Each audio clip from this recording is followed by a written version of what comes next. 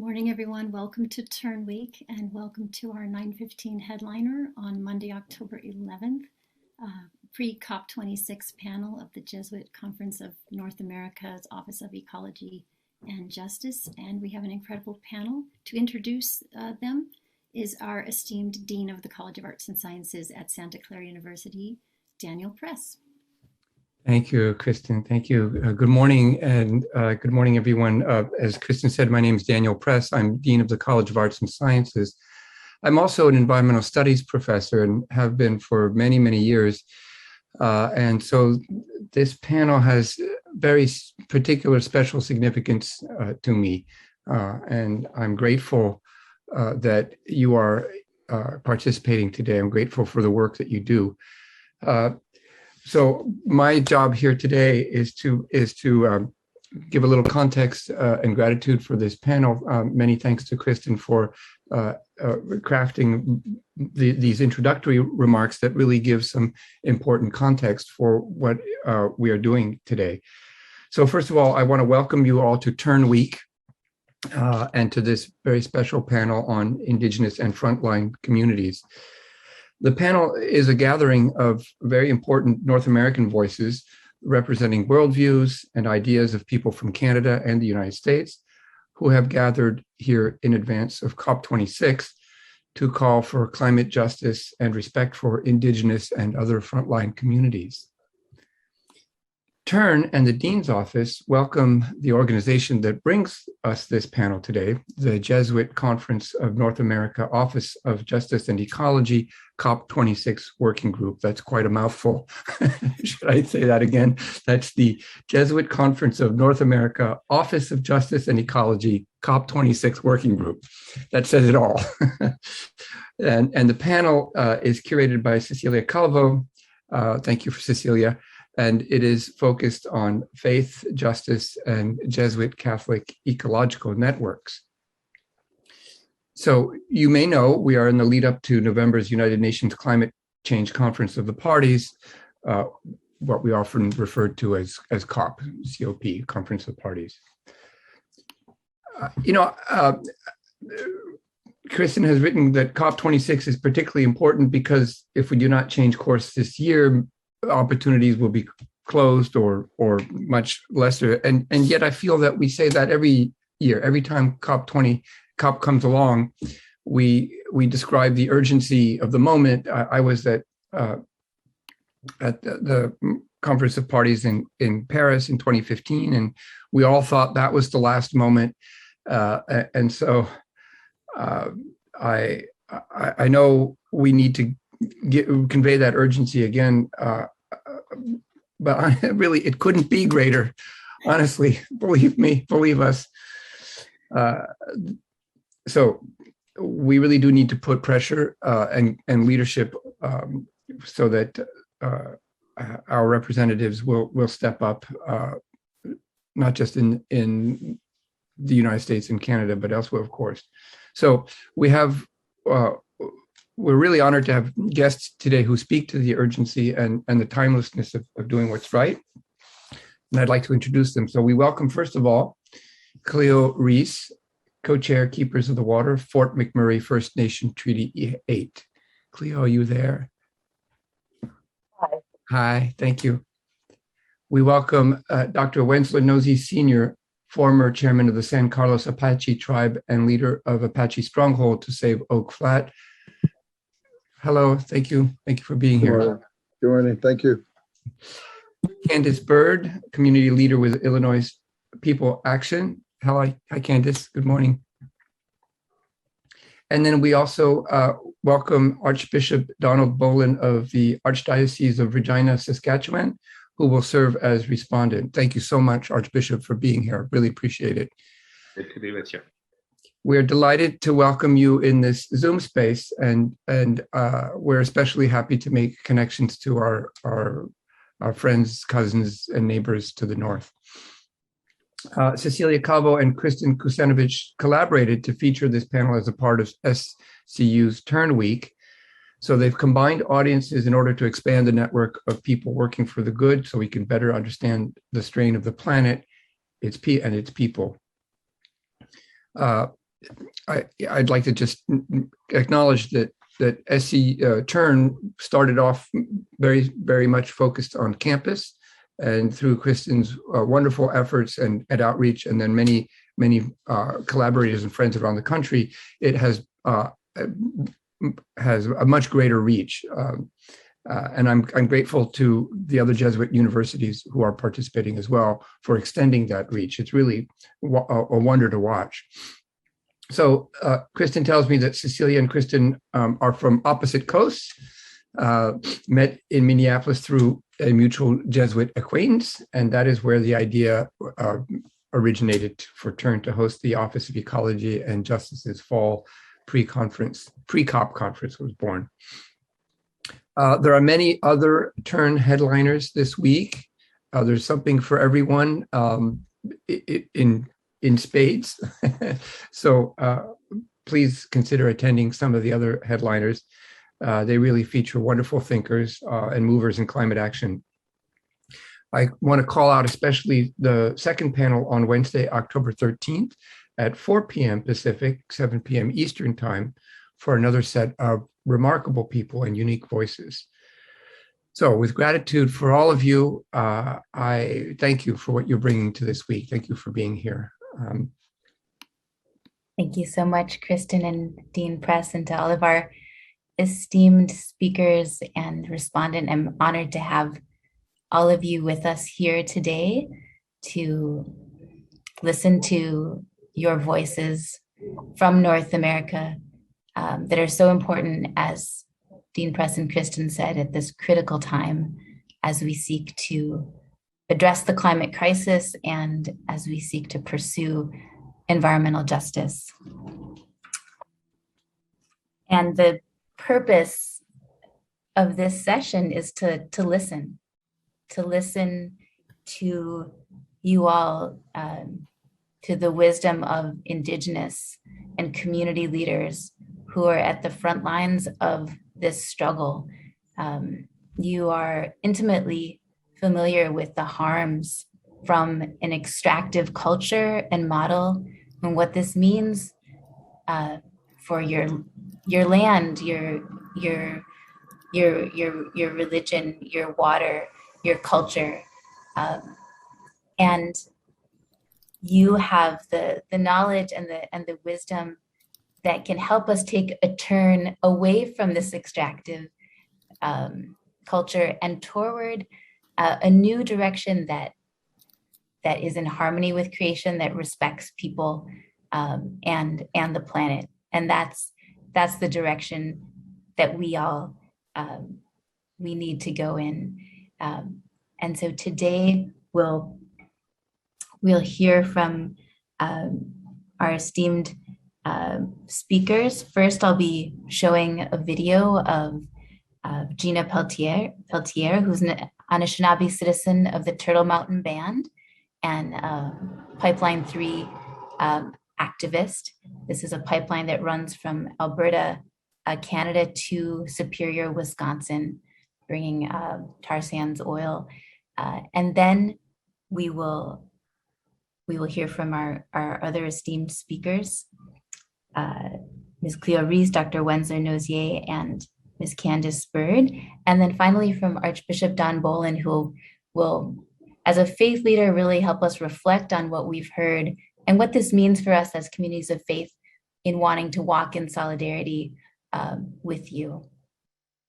So first, I'll begin by showing you the video and the voice of Gina Peltier.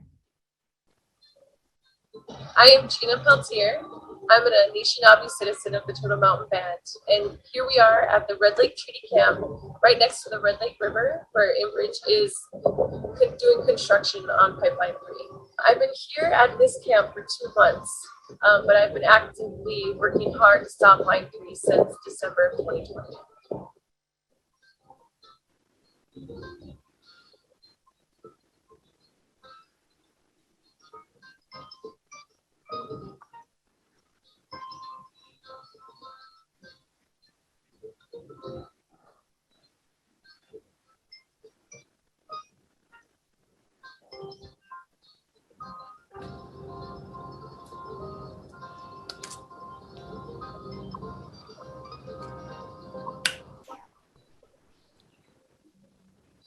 Enbridge is already successfully poisoning our fresh waters with their multiple frac outs and their leaks and pipelines deep. And the only safest option is to not be putting an oil pipeline through our fresh water supply. They'll destroy our fresh water, and then they'll be able to make money on the scarcity of water. I fear for the future where water costs more than gold, because right now no one can afford gold, and everyone needs water. Mother Earth provides for us, so we need to protect her and defend her in every way we can. Spiritually and culturally, we are peaceful people, indigenous people, we are peaceful. And we know that we really want to go back to that way of living where we all live as a community. We don't need this individualism anymore. And my spirituality has flourished doing this. I was arrested last Tuesday for praying, and they called me a public nuisance. And after getting out of jail, someone asked me how I felt, and I just said, I have no problem sacrificing my freedom for your future in water. That's how important this is. That's how dangerous this pipeline is. It's going to affect millions and millions of people.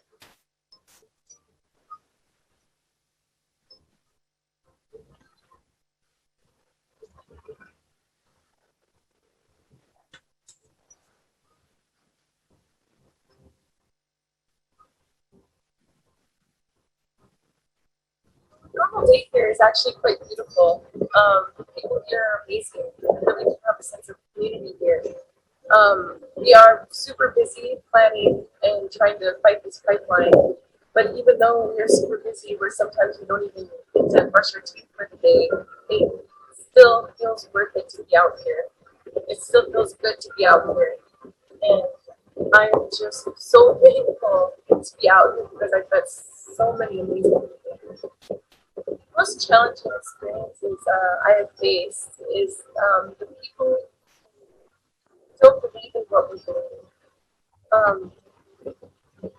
And it becomes really uplifting when those people actually decide to have a conversation with us. A lot of the times we have people who like to violently confront us, and most of the time we are able to calmly ask them to have a conversation. And once they do agree to have that conversation with us, it makes that confrontation way better. It makes it worth it. It makes it worth being out here just to be able to hear their side of it and have them hear our side of it. Well, there's plenty of ways to help. A lot of people say, well, you use gas to get to where you're going. But I like to remind people that we've had the resources and the technology since automobiles were first made to build the resources to fuel. Henry Ford's first automobiles ran off of biofuel. It was the oil barons who forced us to use this type of fuel for our cars. Right now we're being forced to use this resource. But in all actuality, we don't need to. On top of that, another thing I'd like to mention is that we have enough in our oil reserves to last us 40 years on current consumption. So that's plenty of time to make a just transition towards using better resources. Thank you so much. So that again was the voice of Gina Peltier. I actually met Gina this summer when I was in Minnesota, which is my home, and I had the opportunity to visit Line 3 and the protest camps. And in northern Minnesota, I visited the Red Lake Treaty Camp where Gina is and was able to do that interview with her. She was gracious in sharing her voice with us. And I believe that this case of Line 3 is emblematic of the harm that of an extractive culture. So I'm so grateful for her sharing her work with us and the importance of prayer, the importance of dialogue, the importance of talking with one another, even when we, right, especially when we share different perspectives to try and hear each other. And so next we're going to hear from Cleo Reese, who is from Alberta, Canada, where many of the tar sands, of course, are located. And I'm going to introduce you, Cleo, before you begin. So Cleo Reese is Cree and a member of Fort McMurray number 468 First Nation, and is founding director for the Keepers of the Athabasca Watershed Society.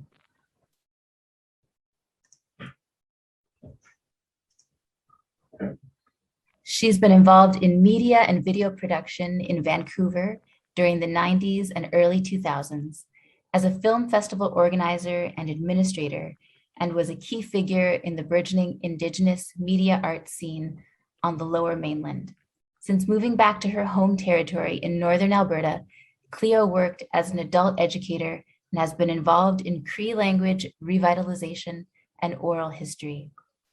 In 2011, she was elected as counselor for the Fort McMurray First Nation, where she served for 3 years. As the Treaty 8 First Nations of Alberta designate, she has been on the Traditional Knowledge Steering Committee for the Mackenzie River Basin Board as the Indigenous member for Alberta from 2013 to 2017. Cleo coordinated the Healing Gathering for the Land, Water, and People from 2015 to 2018 that focused on cultural, mental, physical, and emotional healing. This event evolved organically out of the Tar Sands Healing Walk, an internationally famous event. Cleo is a mother and grandmother and deeply committed to protecting the water and watershed for generations to come. Cleo, thank you so much for being with us. It's an honor to have you, and I'll turn it to you. Thank you. Yeah, good morning, everybody. I'm speaking to you from our traditional territory of Nehiyawan people, the Cree people of Northern Alberta. If you know the geography of Alberta, Edmonton is central, and we're like 300 miles or almost 500 kilometers north of Edmonton.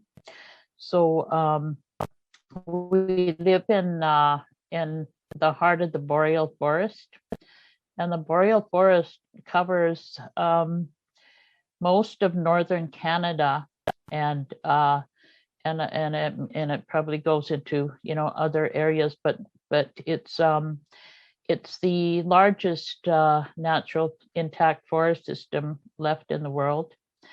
I know people talk about the Amazon being the lungs, of the earth. Well, I think it's one half of the lungs. We're the other half. We're the northern half, and our ecosystem is vitally important for the health of our planet, because there's so much carbon stored, in our peatlands and in the muskegs, in the boreal forest. It's a vital part of our global ecosystem. And I feel really blessed to be able to live here, to be born here, to say, this is my traditional land. We have been very colonized. A lot of us have lost the language, and Cree is not what you would call an endangered language, because there are still lots of speakers. And to me, this is such an urgent thing, is to retain our language and to have it spoken. So I actually have to learn my language, because I was taken away as a child and put in a school where I was punished to speak our own languages. So these kinds of things, are what has happened to our people. So we still live in a state of colonization because of the ongoing, suffering that people are going through. I live in a place where billions and billions of dollars have gone out of here into corporations, into the pockets of shareholders and the corporations that have interests here. We have a vast store of bitumen, which contains oil, and the bitumen needs a lot of work to actually extract the oil. So like there are places in the world where you just go and dig and then put in the pipe, the pipe that will bring the oil out. Like it comes right out. But here it comes out through a process, two processes. One is through strip mining.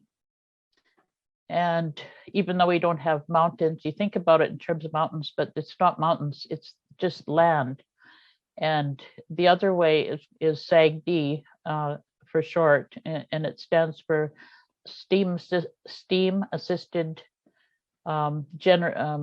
gravity drainage, where the pipe is put in. You actually put two pipes in, or two in. And one is to bring in hot water to enable the bitumen to come up and to soften it in order for it to come out of the ground. And so those two processes are what's used in order to get the oil out of the ground. And we call it the tar sands because this is it's really tar. It becomes oil later after it's processed, and it's a very expensive operation, but it requires vast tracts of land in order to do this kind of mining. More the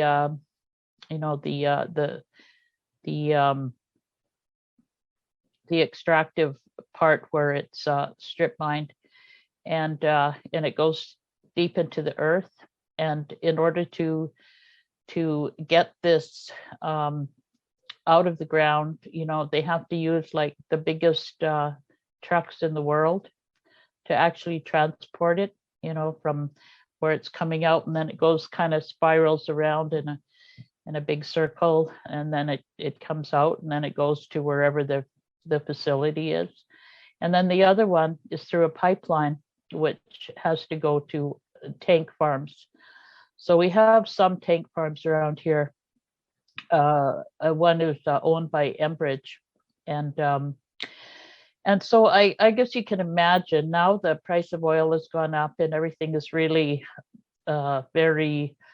things are starting to flow again after a bit of a slowdown in couple of years ago when prices were low. But what the impact that it has to us, to the people here, is that we have seen this develop through so long, like through many years. As Cecilia mentioned in the introduction, I was living in BC, and I lived there for many years. And then when I came back, it was, everything had been done already. So I saw a huge change. And from what I remembered as a child. And so maybe to go back a little, I was taken away as a child, put in I guess you could call it a convent, and when we were at a time period when a lot of our children were taken away from the parents, and they, for various reasons, but supported by the government, and so I ended up going into a foster home with 6 siblings, and so we were taken away from our forest where we lived, the bush, we call it the bush, and brought up in a city, which was Edmonton. And so it was it was like traumatic, huge change. And so when I was old enough to leave, we were actually separated from our parents. And this is what happened to people who went to residential schools or like in my case, taken away and put in foster homes. But it was much the same, separation from family, like a loss of language, culture, and that kind of thing. So when I was old enough, I ended up going to live in BC. And I got to know people there and I had friends there. And this is where my political education began in the late 60s. And I actually, we saw what was happening south of the border, with the civil rights movement, and there's the women's liberation kind of movements going on. And, there was the Chinese, we kind of looked to them for leadership. We thought they were doing good things. And then we actually did meet up with people like the Black Panthers. And it was really, it was an amazing time because we were very young and really interested in knowing what other people around the world were doing. And we felt, that we had our legitimate, changes that were needed because of the things that we had endured through colonialism and racism, and we'd all suffered that, and so we understood what was going on with the people, who down south and what they were fighting for, and liberation movements around the world, taking off the yoke of colonialism. So we actually, myself in particular, not just in particular, but there are many of us who learned from these struggles. And so, we took these with us. I would come back to Alberta occasionally, and I actually met up with some friends at the University of Alberta, and they had invited Fred Hampton from the Black Panther Party to come in and speak at the university. That was I think in 1969. And so they met up with us, and there were like a bunch of young, and we were like militant Red Power. We called ourselves Red Power. And we met up with him and his two friends that were traveling with him, and he spoke at the university. And we spent the day together. It was wonderful. We had a great, really good talk, and enjoyed company, and exchanged stories and so on. And then from there, Fred Hampton went to University of Saskatchewan, and was a speaker there, but ended up being deported by the Canadian government because he was causing sedition amongst the Indians. And that's what they called it, causing sedition amongst the Indians. So they deported him. And actually 2 weeks later was when he was actually shot and killed by the police in Chicago. So I'm just telling you this story because there are struggles that we actually link up with people that are doing things like what we believe in, and we believe that everyone has the right to dignity and the right to their own their own beliefs and sovereignty. I have been involved with the Treaty 8 organization. It's the Treaty 8 Association of Alberta for many years. I'm on their Elders Council, and we talk about sovereignty.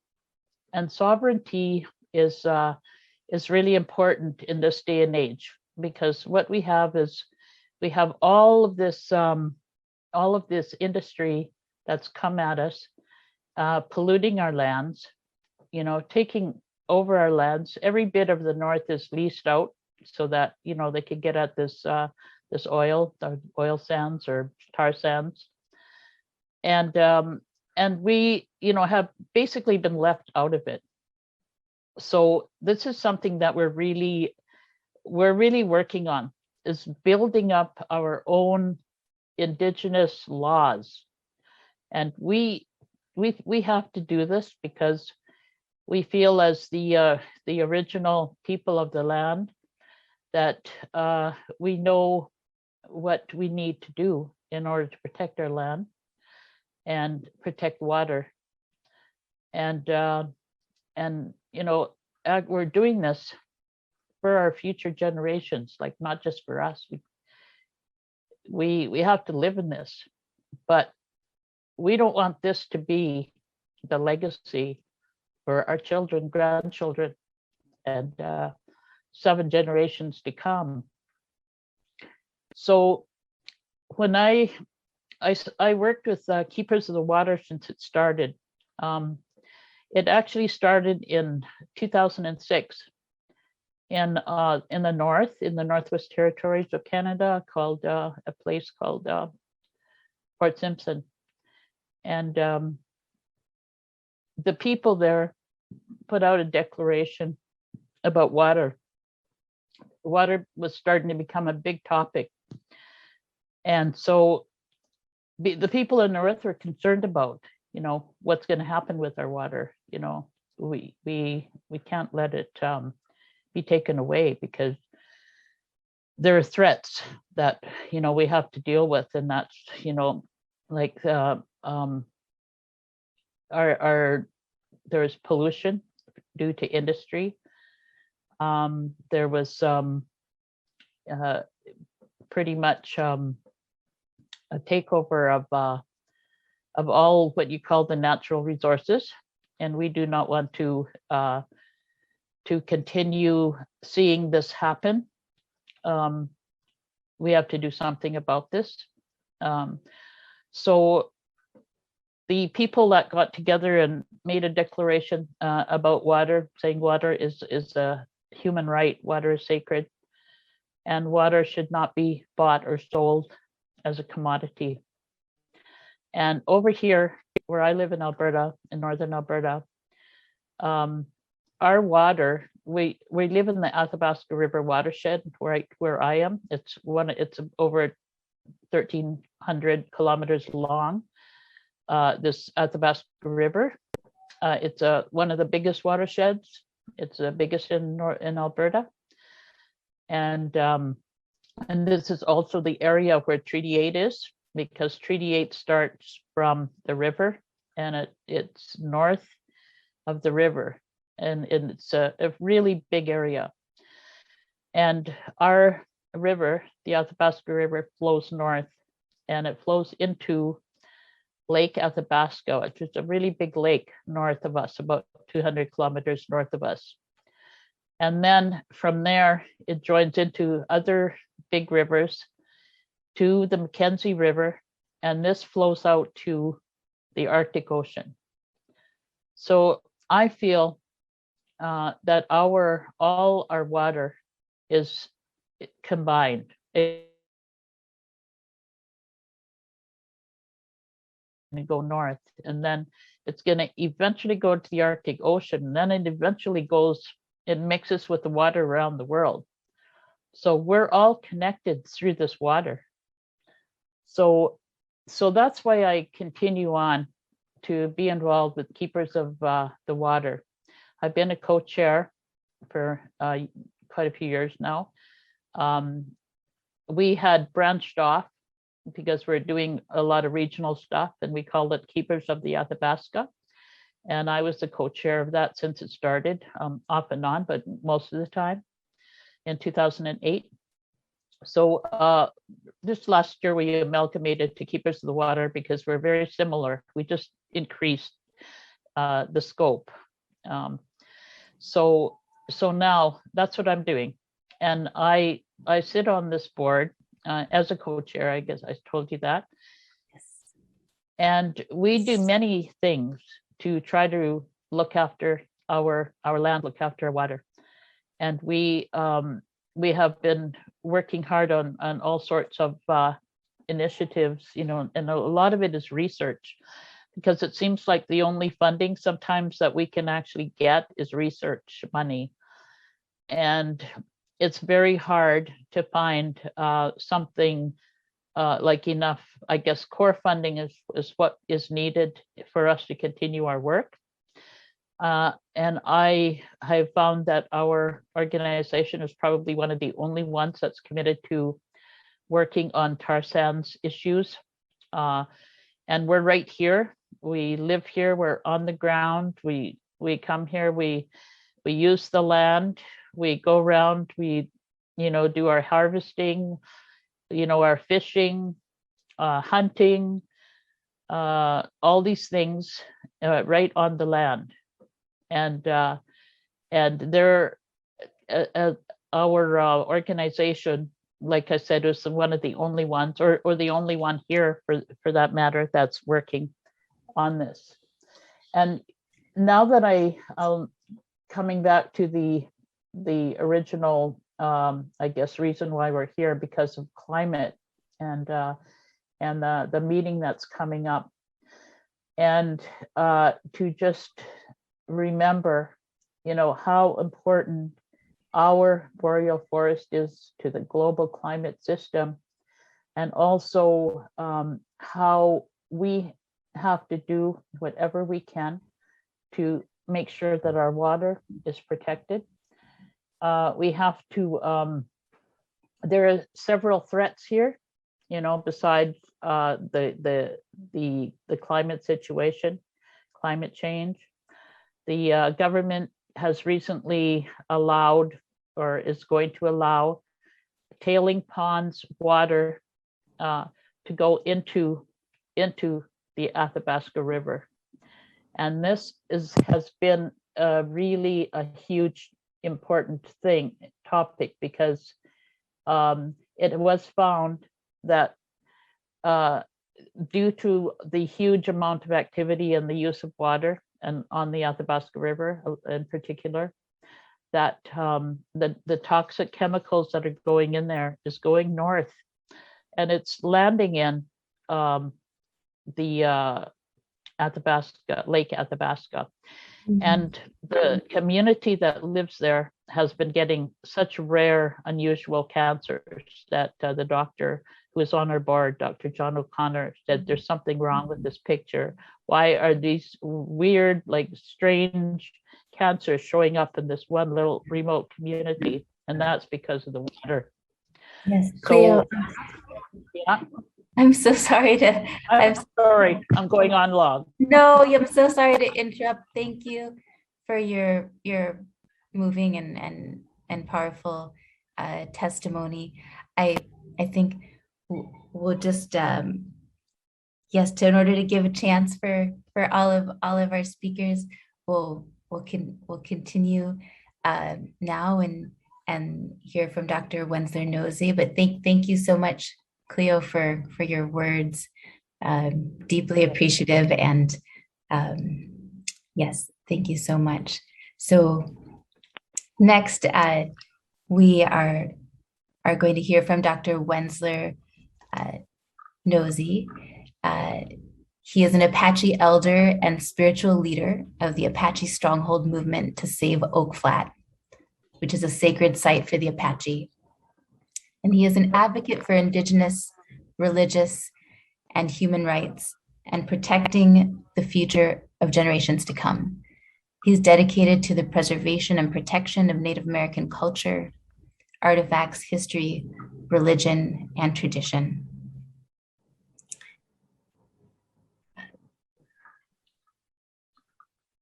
Dr. Nosey is a former Peridot District Councilman and Tribal Chairman of the San Carlos Apache Tribe, which consists of nearly 17,000 tribal members on the San Carlos Apache Reservation.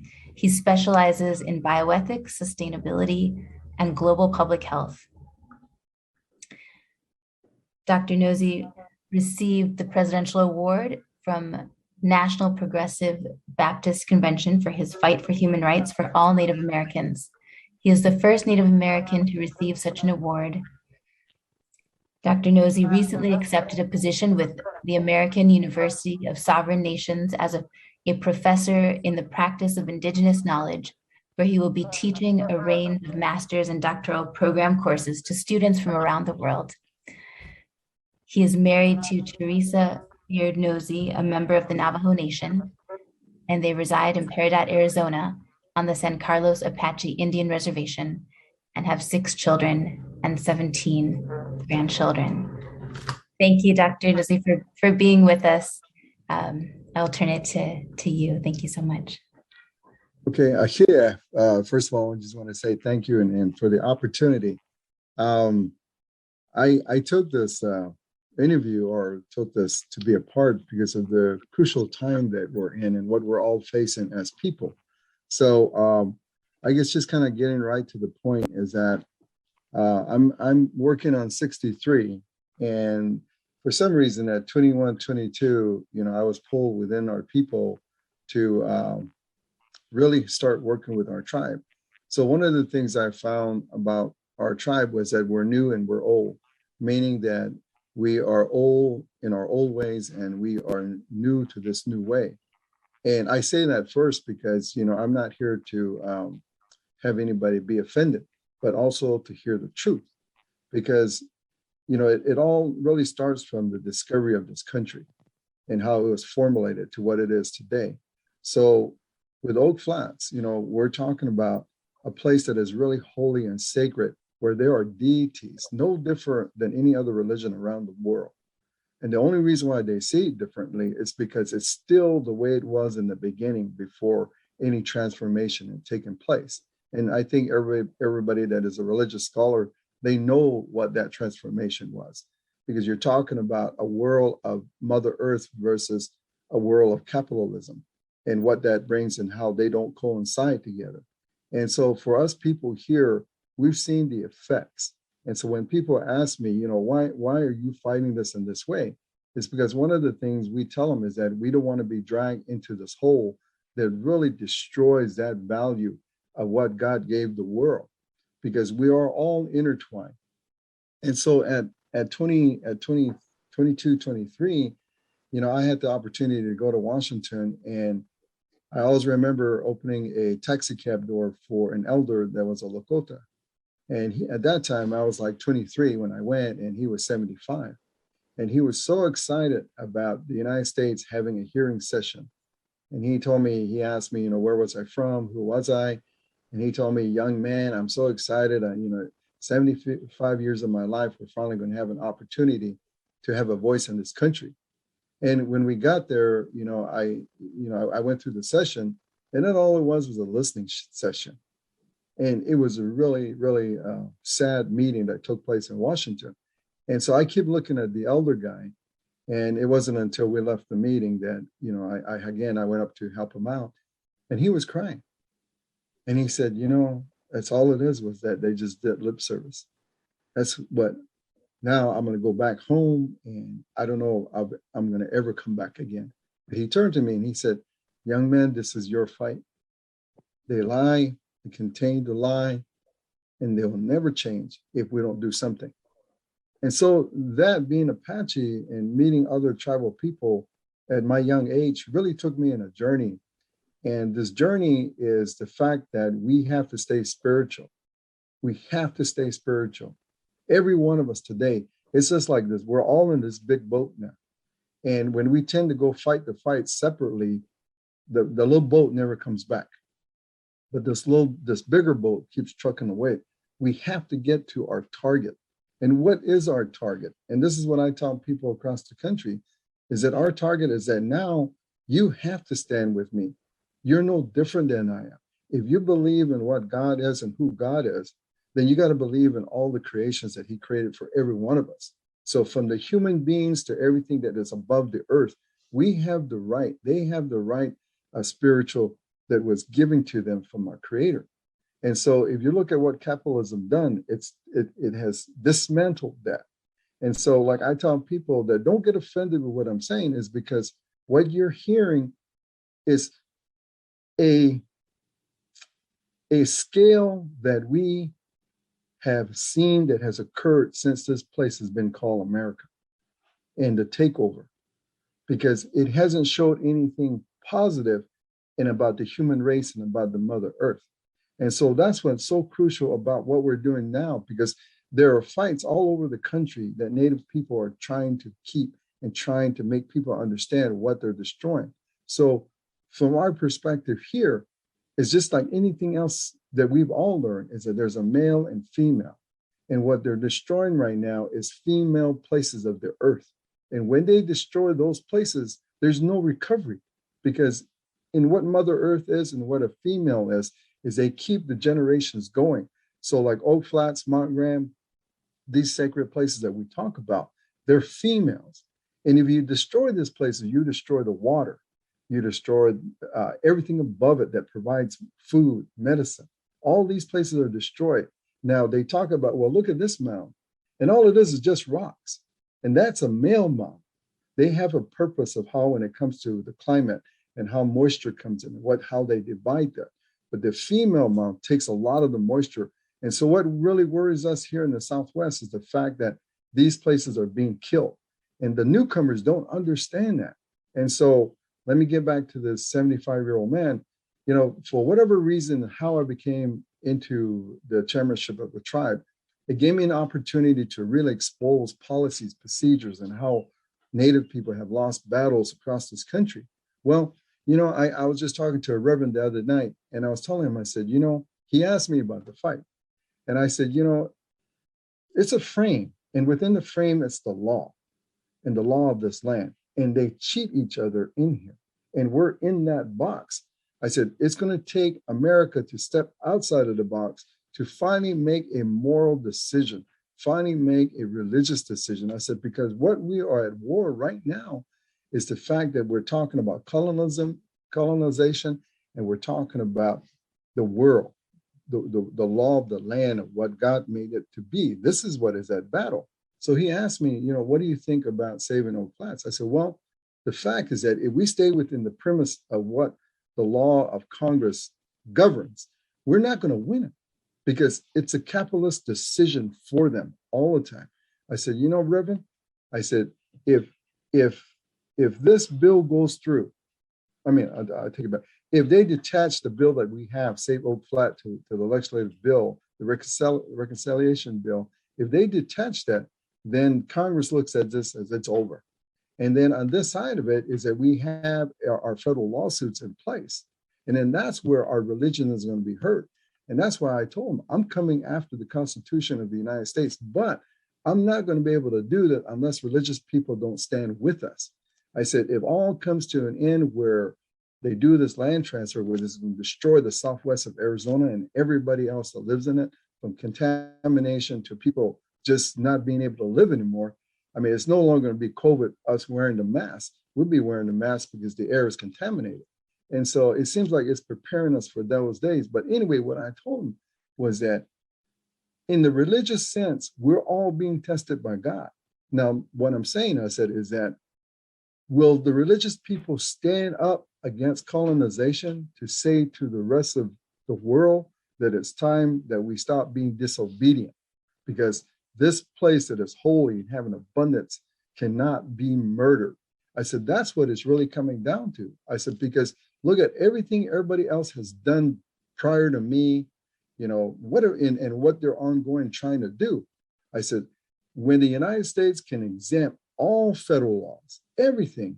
So imagine Oak Flats having all these strong, holy places, and they know it. All these archaeological things, they know it. And they know this is the history. They know the value of it. But when they give exemption to a foreign mining company, and then we can't even take any of the past to the courts because it's null and void. I said, that's going to take a religious stand, because it affects the religion of North America, the oldest religion. I said, now how is it going to look on your religion for not standing up for another religion that God created? I said, because a lot of these things you find in the Old Testament and prior to that. It's just that when you look at how colonization and capitalism have started, it really began to dictate how this country is run. So I feel bad because all these fights all over the country for Native people is always going to fall short because we're not having anybody really support us. So, you know, when it comes to the discussion of climate changes, I mean, there's the political part of it that we have to be strong about. And then there's the religious part that we have to be strong about and stand our ground, because if we really know who God is, then we're going to all protect these places, because not only are my children going to be affected, everybody else. So what really matters to me is that life, sustainability, that's where we are. And if we sit here and expect these people in Congress to do the changes, it's not going to happen. I mean, I can go back 75 years and prior to that. So we have to make a stand religiously. And it goes back to the ancient days when that fight was taking place. Well, we're in that junction now, because if we don't do nothing, then what is evil wins. And then what God was what we're supposed to follow will not. And then now that we're disobedient as people. So that's why I put religious people on call, because they need to be the ones standing with me, because they have the voice against these kind of actions that are taking place in governments. And if America can step up, then it's going to change the whole world. But we have to be able to do that. And so, you know, it affects everything that, you know, you guys are covering or talking about. But we have to kind of get real on the issue, because people like you prior to you have done a lot of things, but it's never got to that point where we made an impact. So anyway, I want to keep within your 10 minutes because I know you got other speakers and I want to hear what they say. But again, thank you for the opportunity. And I just ask for blessings for us on this journey and all the people we're going to meet across this country, because it's our fight. It matters to all of us. It's not about one or this or that. It's about all of us. And we better start thinking about our children that are yet to be born, because those are the ones that are going to suffer deeply. We're already all suffering, but they're going to suffer deeply. So thank you. Thank you, Dr. Wensler-Nosy, for your moving words and your work, and blessings on your work and the spiritual convoy to save Oak Flat. We're honored that you'd be with us today to share this important work and your testimony. Thank you. Next, we are going to hear from Ms. Candace Bird. And Candace is a YWCA McLean Program Coordinator and has been an organizer since 2014 with Illinois People's Action. She began her journey fighting predatory payday lending with many fearless leaders in the campaign. In 2016, she prioritized the local Black Lives Matter movement and began a role on the leadership team there.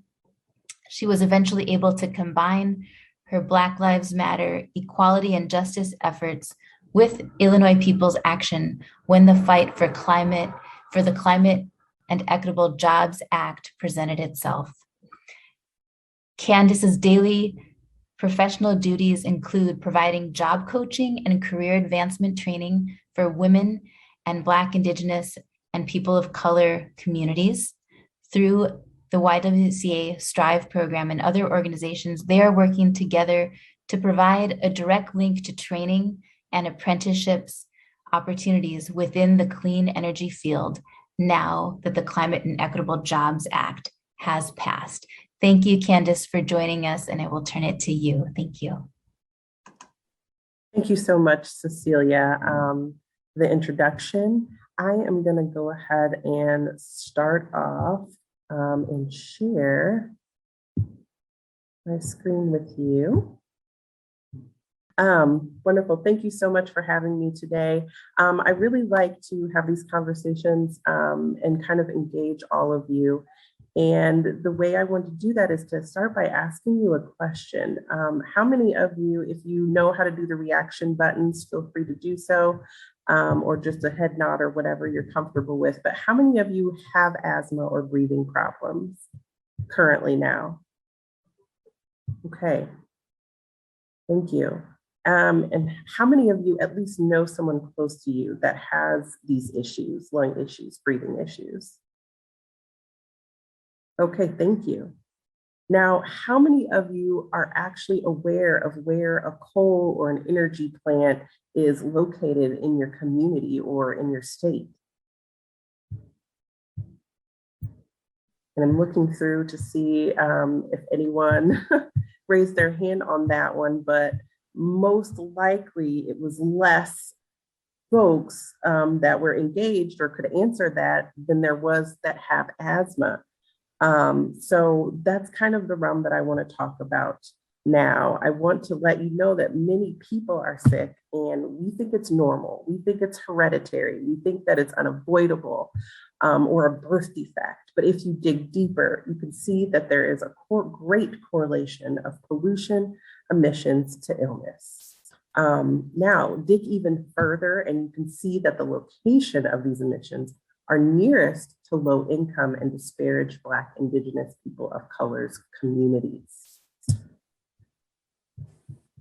So here I am showing you, here I have a map that I want to share with you, and this is the Midwest of America. So you can see there are several bubbles, several fields, a lot of things happening here. Now the gray bubbles represent a planned closing of a coal plant in the near future. A yellow bubble represents a partially closed plant, but no public plans to completely shut down. And the red bubbles represent a fully operating coal plant with no plan in place to shut down or even to transition to renewable energy at this time. So why would this be important for me to share with you? I just want you to keep this map in mind and we'll get to that later. So I'm going to kind of zoom in and show you where I am and where I live. So here you can see that the location of one of the nearest coal plants to me in Illinois is called the E.D. Edwards plant. And it's located in Peoria, which is about 20-minute drive from where I am. And IPA, Sierra Club, the Environmental Association, and many other organizations have been fighting the good fight to get this specific plant shut down. The plant itself is located right along the edge of the Illinois River. And to give you an even more concrete example, this is just 9 miles from a location called Taft Homes. And this is a 76% Black and Hispanic housing authority that was built in the 1950s, specifically for low-income families. Now, the ED power plant has been allowed to pollute this area since 1960 until present day. And I want to give you an idea of what those percentages look like. Once you kind of learn the negative effects of power plants on human lives, there's several agencies and colleges and organizations that started doing research to find the correlation between Black, Indigenous, people of color communities and the pollution efforts. So in 2014, the NAACP did a report and expressed a growing understanding and harmful impact of fossil fuel energy on the communities of color and low-income communities. And according to this report, as you can see on the chart, that 68% of African Americans live within 30 miles of a coal-fired plant. And then on the flip side, if you look at it, only 1.1% are actually employed in a clean energy job. And then 0.01%, you see you can't even get the bar on that graph, is the amount of revenue from these energy-related industries that are going back into the community. So not only are they harming these communities, they are not doing anything whatsoever in the scope of giving back by giving jobs, funding programs, providing a sustainable living for these folks. So they're receiving absolutely no benefit and all of the harm based off of the research. And these statistics expose the widespread devastation of environmental racism. The injustice remains deeply personal to those that are directly affected.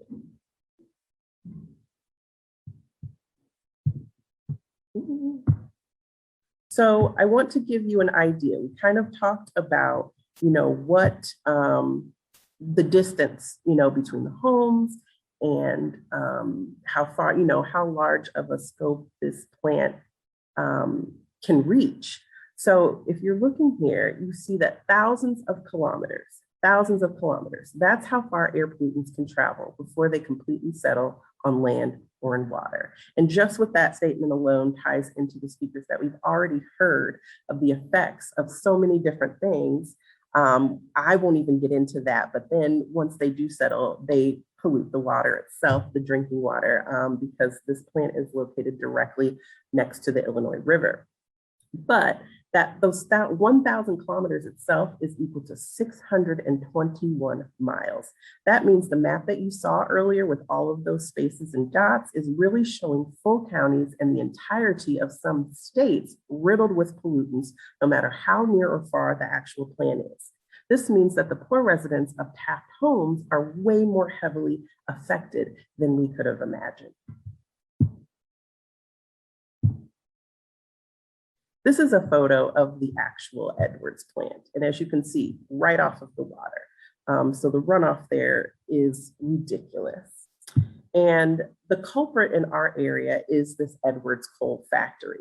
So the study that they did back in 2014 showed that this plant was allowed to emit toxic sulfuric oxide pollution at up to 7.5 times above the limit that the EPA, or the Environmental Protection Agency, is required to protect public health, or they say is required to protect the public's health. And they've been doing that for years, and it took a civil lawsuit, meaning you, me, neighbors, community members, to present to the EPA and to make the EPA and the governing agencies notice that this was happening and actually take action.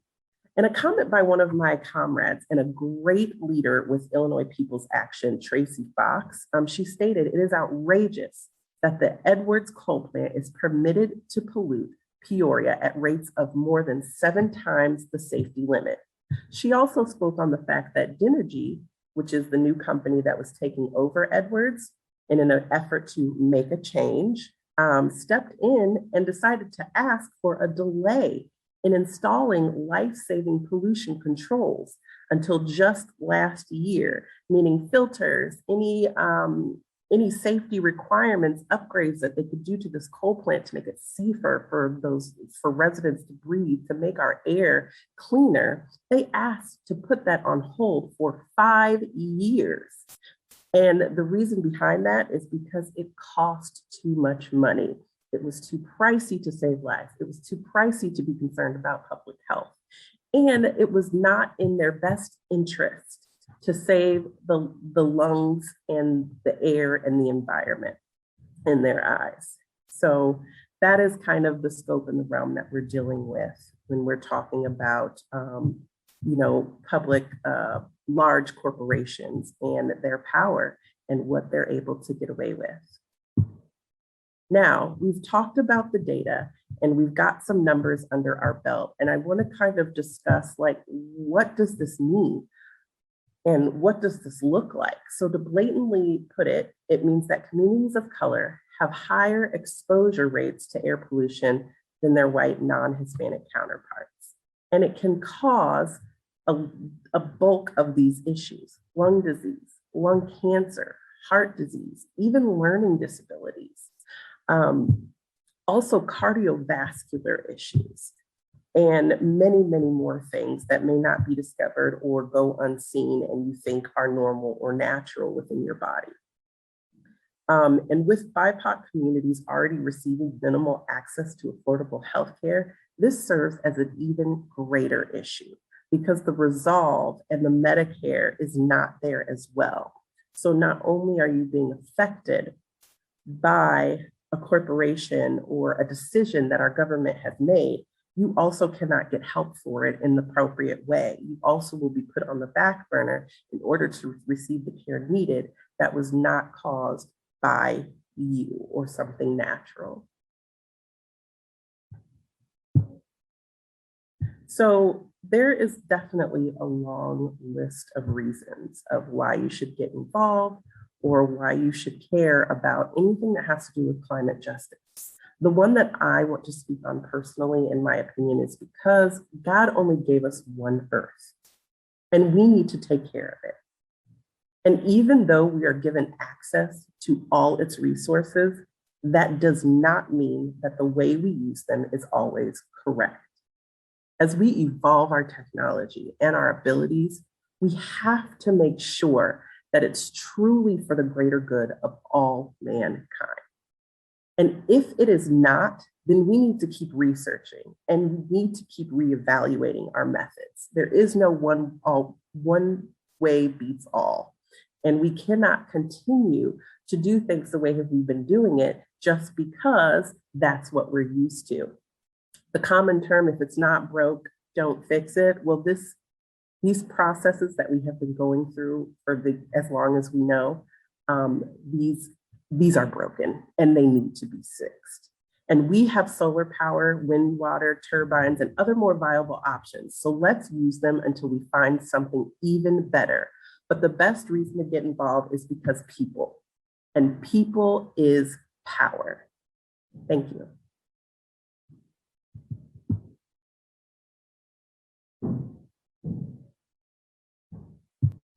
Thank you so much, Candace, for those moving words, and so important, just centering us on the harms to BIPOC communities, just the combined inequality in so many levels, and that people is power, and that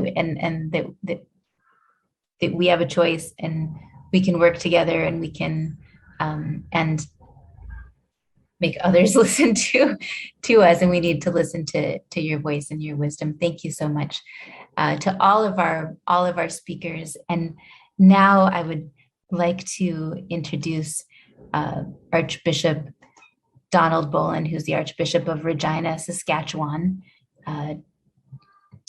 Donald Bolin was born on the Canadian prairies in 1961. He was ordained in 1991. He served in parishes, studied ecumenical relations, and taught religious studies before being asked to work at the Pontifical Council for Promoting Christian Unity in Rome. He served there from 2001 to 2008 under Cardinal Walter Casper, working on relations between the Catholic Church and Anglicans and Methodists worldwide. He was ordained a bishop in 2010 and named the Archbishop of Regina, Saskatchewan in 2016. With the Canadian Bishops' Conference, he's worked on Indigenous relations, justice issues, and ecumenical relations. Archbishop Donald Bolin, thank you so much for being with us. And I just want to invite you as a person and leader in the faith community to reflect on some of the words and wisdom that you've heard shared today from Indigenous and community leaders, and what you think this means for us within the community of faith as we seek to walk with and accompany Indigenous and frontline communities. Thank you. Thank you, Archbishop Don Bolin. I'll turn it to you. Thanks very much, Cecilia, and huge thanks to the speakers, to Cleo, Dr. Nossi, Candace, and also the witness that we heard from Gina. You've given us a lot to think about in terms of how we as faith communities stand in solidarity. So I want to just summarize with 4 things that I've heard.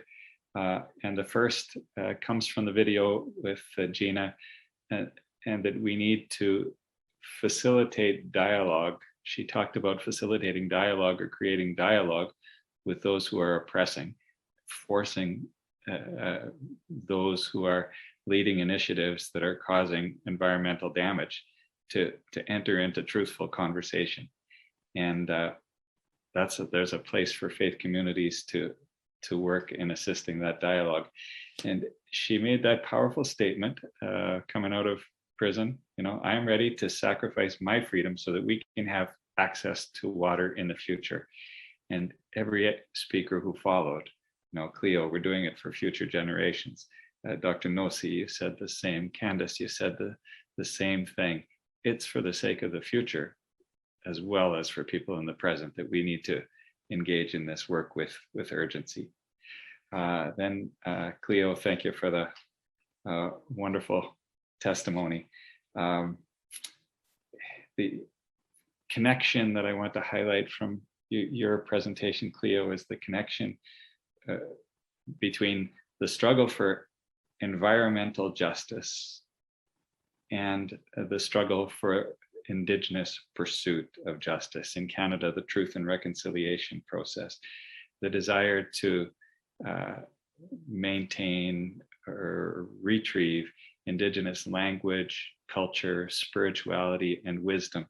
That is an interconnected struggle with the struggle against colonialist system, which leaves embedded racism, environmental degradation, and that's all connected with the international extractive industry and with the pipeline. You talked eloquently about the need to protect the boreal forest, the need to protect the water, and that all comes before us with great urgency. Dr. Nosy, you talked about a connection between speaking the truth about destructive tendencies of colonization, of capitalism, and remaining spiritual. And you challenged religious people of all faiths to stand with Indigenous people. And that meant standing in respect of the oldest traditions on this land and standing against colonization as it presently undermines people's lives, Indigenous communities, and our environment. Now, that's a powerful challenge to extend, which I think faith communities really should embrace that invitation. Finally, Candace, you made a connection between fossil fuel industry pollution and our health, and a second connection between those environmentally damaging forms of energy and systemic economic injustice for Indigenous peoples and peoples of color who are particularly vulnerable because of that economic structure to all kinds of health issues. Candace, you ended with a place that I think we can all end. We have one Earth. We need to take care of it. We need to take care of people. This system is broken.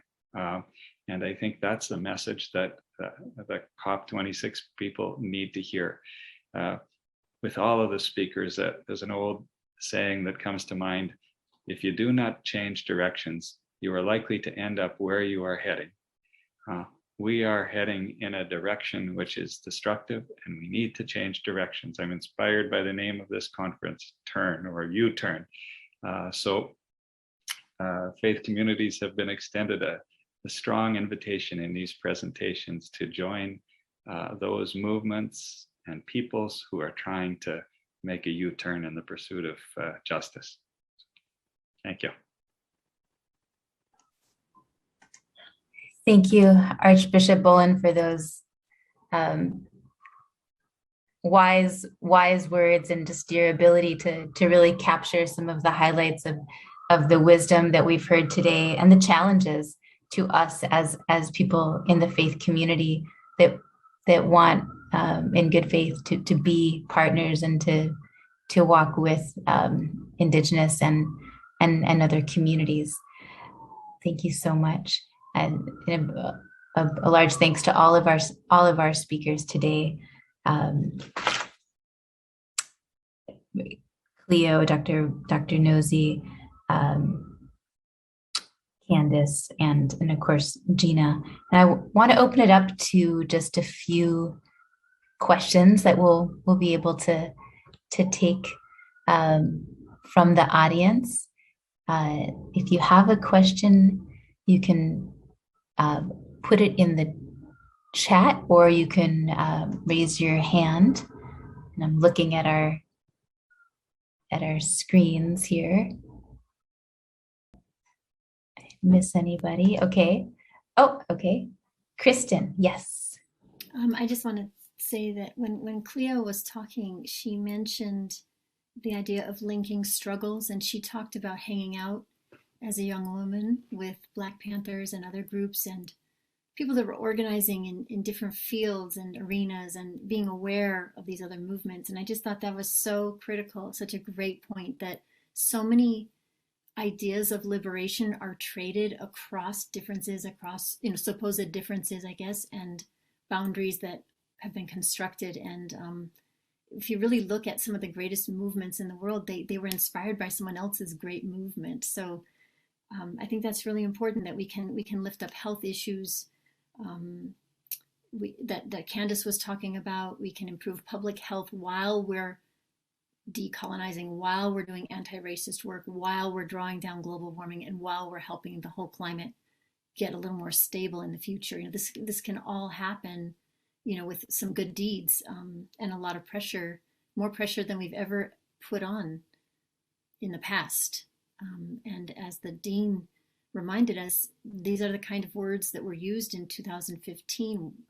We need to do this. It's very urgent. And I'm absolutely guilty of using the same words. I don't know what other words to use. But the way we think about pressure and the way we think about dialogue, I think, have to both be built up. And after hearing all the speakers together and Archbishop Boland's wonderful recapitulation and additions, I feel like there's this combination of this very poignant dialogue that needs to happen across differences, and also this really, like, whatever you were leaning into, lean a little harder kind of thing. Whatever political pressure you've been putting on your representatives, double down. So this is what I'm getting from it, and it's just such a great gift. Among many other things, this is a splendid session, so thank you. It's not really a question, I'm just complimenting you all. Thank you, Kristen. And Catherine Darcy, I believe your hand is up. Do you have a question you would like to ask our speakers? Yeah, I would like to ask, first of all, I enjoyed all of the presentations a great deal. I'm a Sister of Mercy, by the way, and I am interested, I'll even put my video on here. I'm interested in hearing from Dr. Nossi about what kind of progress has been made with the faith communities, even in your area of, I think you're in the Diocese of Tucson down there. Has there been any movement, with the faith communities down in southern Arizona? Okay, thank you for that question. In the very beginning with the faith community, it was very difficult to get the doors open. And I'm talking like around 2002, 2003. And we had to go through a transformation of what our religion was to clearly make them understand what they were dealing with. And then from that point, they began to understand. But a lot of them began to make their visits to Oak Flats and then walked away spiritually felt of something touching them. And then from that point on, I began to be welcome to be talking in churches. So in Arizona, I've actually talked in several churches, more than I can count, which was never before. And then with Reverend Barber on the Poor People's Campaign, they kind of put me right on the platform, and it gave me more opportunity to speak to people across the country. So on our lawsuit, we now have religious groups joining us as an amicus brief, and it is really helping the United States look at Native people's religion, and it puts them in question. And we've never been here before, but it's been really important because they played a vital impact. So right now, as I make my convoy beginning Wednesday to San Francisco, not only am I visiting tribal groups or affiliations or tribal governments, but I'm visiting several churches on the way.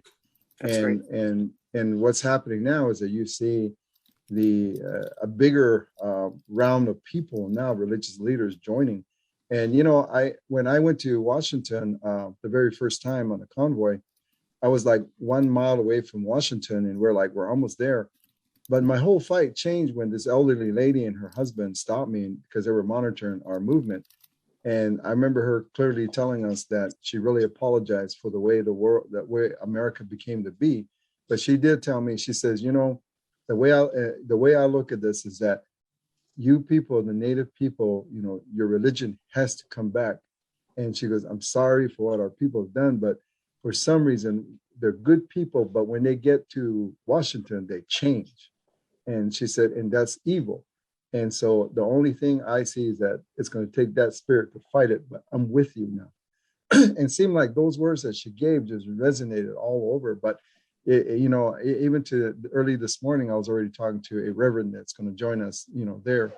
And, and that's why I said that, we all know it. Everybody does a good job on policies, procedures, organizing, to put pressure here and there. But when you have the United States Congress exempting all these federal laws, everything from water to land, to the environment, and that's what I tell them. That's evil with what capitalism is doing. And it's going to take the religious people to stand up and say, hey, stop. I said, it's just taking us back to the old days of what it went through back then, but we're tested today. So to answer your question, no, it's been tremendous.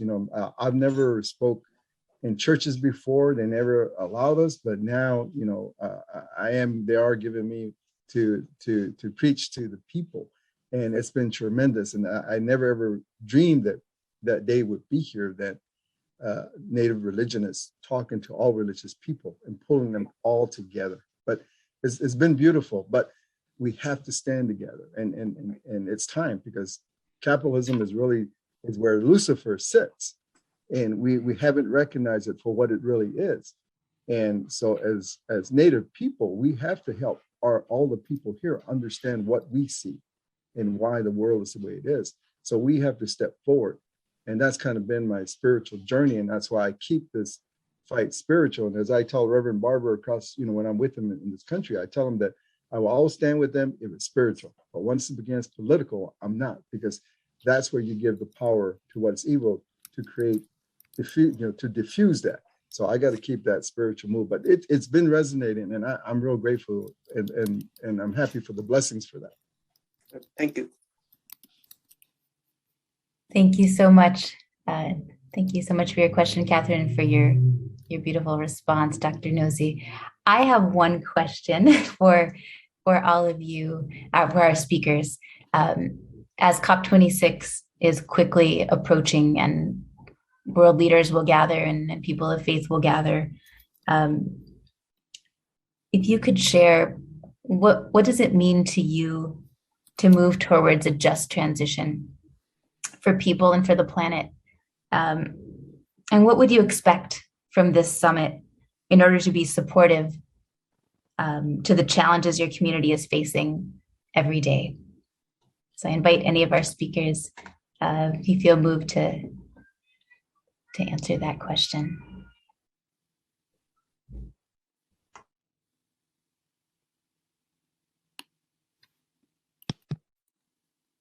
I think for me, this is a great opportunity because you guys are at a world level.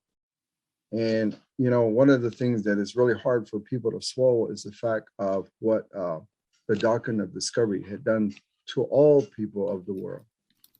And we have to revisit that. If there's going to be any correction in the world, it has to be revisited, because indigenous people throughout the world are very important and crucial at this point in time of saving what's left.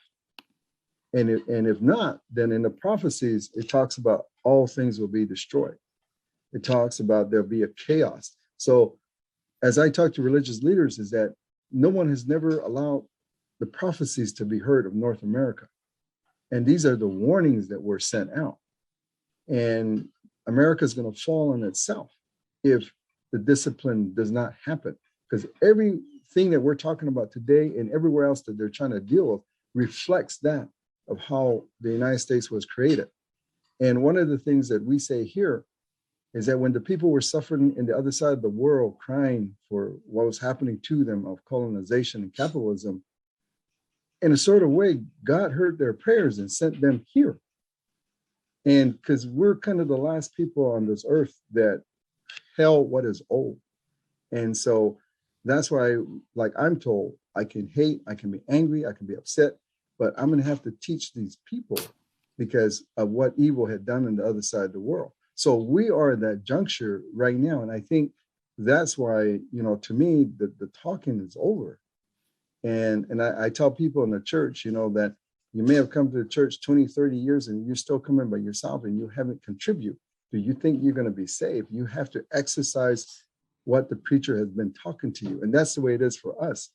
In our religious ways, we are to go do what we're supposed to do. But see, it's now time we all do it, because we know where the problem is at. It comes back to the governments who create these laws and don't abide by these laws because they're governed by the corporate world. And the only way that's going to stop is we stop it. So I just want to end with this, is that, there's evil and there's good, two vehicles. And like a child asked me one time, well, who's going to win?